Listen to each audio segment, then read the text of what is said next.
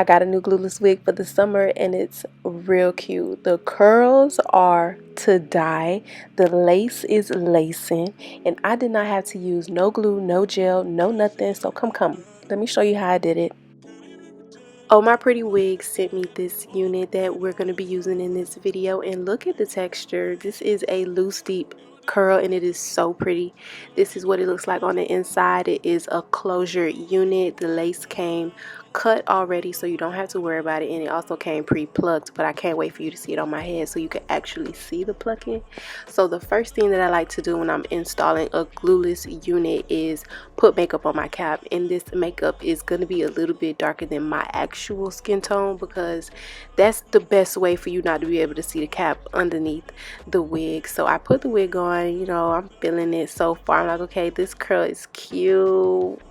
Okay, this is what I was talking about. If you find plucking to be difficult, look at the hairline. Look at the hairline. It came pre-plucked, so I did not have to plug anything, and it looked really good. So now I'm just defining my part. For some reason, I be spending like 10 minutes trying to find my middle part, and it still don't be in the middle, so I gotta work on that. Now I'm going to start straightening out my roots. Some people don't like straight roots on curly wigs, but I like it. But maybe on my next wig I won't straighten out the roots. But for right now, I got my hot comb and I am pressing out the roots. I'm not using any product to press out the roots yet. I'm just pressing them out just like normal, just to start getting the top a little bit flat. Okay, cute.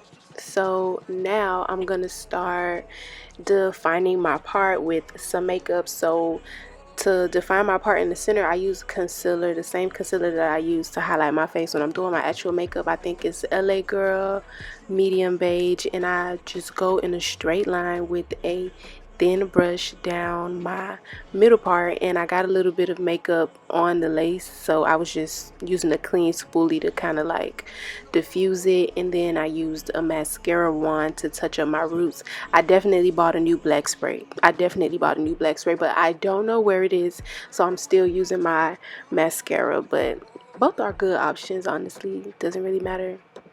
So I didn't want the part to look wider in the front than it does in the back, and it was kind of wide in the front, and I also didn't want to make it too dark on the lace with the mascara. So I just used some eyeshadow to lightly dust some pigment on the sides of the part in the front so that it don't look like the wig is balding. I just got it.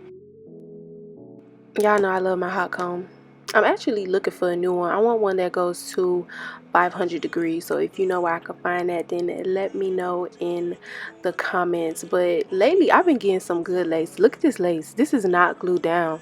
I did not put makeup on the lace at all. That's crazy, right?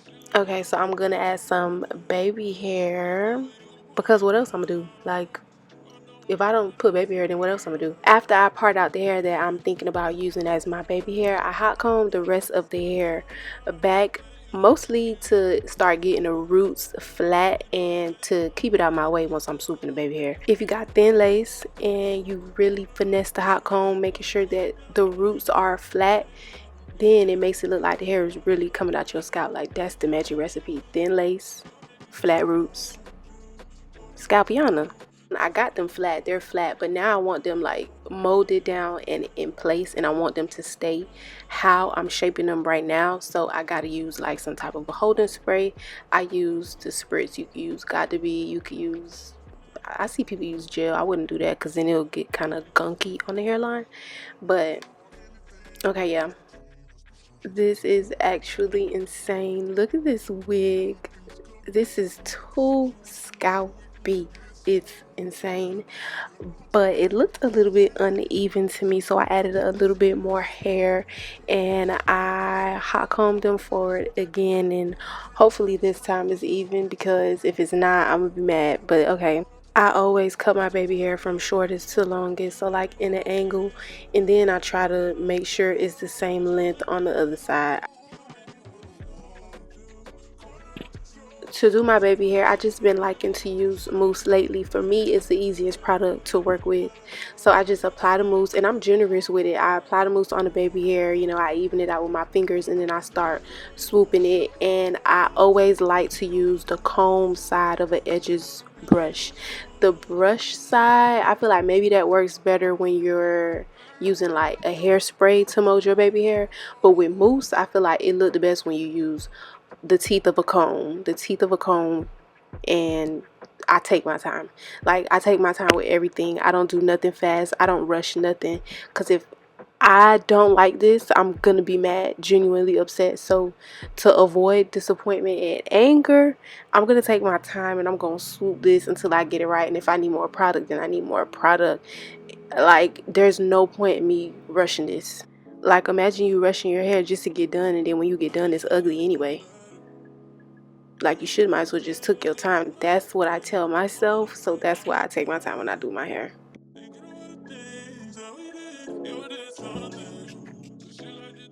Once I got through with the baby hair, I tied them down and I blow dried them for a little bit.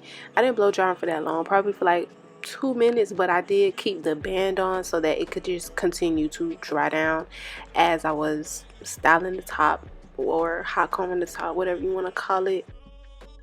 I could not decide if I wanted to define these curls or keep them like this, but I kept them like this because they look so pretty to me, just natural. It kind of gave me like raw hair vibes.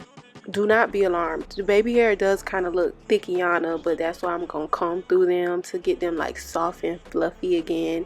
And then I'm going to tweeze some out just so it could start looking a little bit more natural, a little bit more softer. I still want them fluffy, but they just don't got to be so thickiana, you know.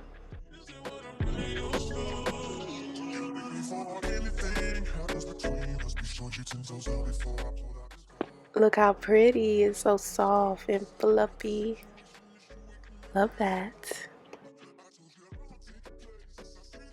Sometimes I like to add a little volume on my middle part hairstyles. So to do that, I just take my hot comb and I comb it going back like normal. But to create that curve or that volume, you gotta turn it on its back, you know. I'm gonna repeat the same thing, except I'm adding a holding spray, the spritz. So now when I comb and curve it, it's gonna stay like this, like it'll be molded like this.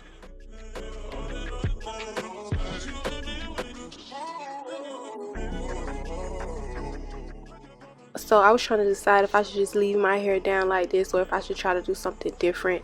So I started playing around with the idea of doing like one single braid, and you know it's a closure unit, so I had to part out just a little bit of hair to cover up the tracks where the tracks would start under the closure. And then I was like, is this gonna look good? I don't know, let's just try it. So I ended up taking that section of hair and braiding it back. I used the pin to pin the rest of the hair into the cap so that it could stay, and I used some got to be at the top just to make the top lay flatter. I pulled apart the braid a little bit too so that the braid could look chunky, but that was pretty much it and I was done. Yes, ma'am. I'm always here for a glueless unit, especially if it's as pretty as this one. All the details on this wig are in my description box, along with any links of anything I might have used that you want to purchase for yourself. Thank you so much for watching this video. Let me know what you think in the comments, and I'll see you next time. Bye.